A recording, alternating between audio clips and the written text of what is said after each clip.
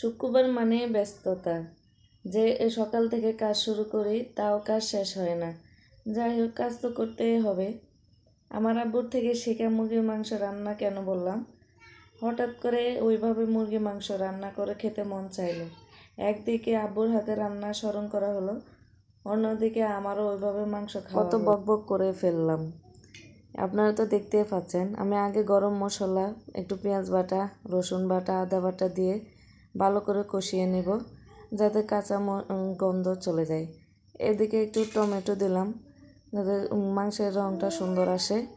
এই টমেটোটা ভালো করে কষিয়ে নেব। এগুলো কষিয়ে নিতে নিতে আমি অন্যদিকে হলুদের গুঁড়ো, মরিচের গুঁড়ো, জিরে ও ধনে গুঁড়ো, তারপর লবণ, এগুলো সব পানি দিয়ে একটু মাখিয়ে নিয়েছি। নিয়ে এগুলো একটু তেলের মধ্যে দিয়ে দিলাম। এবার এগুলোকে ভালো করে কষিয়ে নেব। যতক্ষণ না গায়ে গায়ে তেল উঠে আসে ততক্ষণ পর্যন্ত আমি একটু কষিয়ে নেব। এবার আমার কষানো শেষ। মাংস কষিয়ে আসলে এবার মাংসগুলো দিয়ে দিব। দিয়ে একটু নাড়াচাড়া করে ঢাকনা দিয়ে ডেকে 20 মিনিট ধরে কষিয়ে নেব।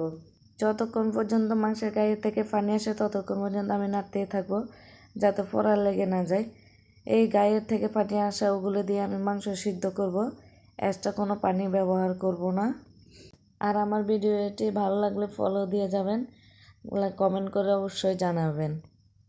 এর মধ্যে আমার মাংস থেকে পানি বের হয়ে গেছে।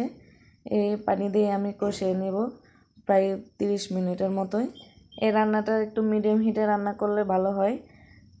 আর লো হিটে করলে পানি বেশি ছেড়ে দেবে, আর হাই হিটে করলে মনে করে ছ্যাঁকা লেগে যাবে। এদিকে আর একটু স্বাদ বাড়ানোর জন্য আমি একটু টমেটো সস দিয়ে দিলাম।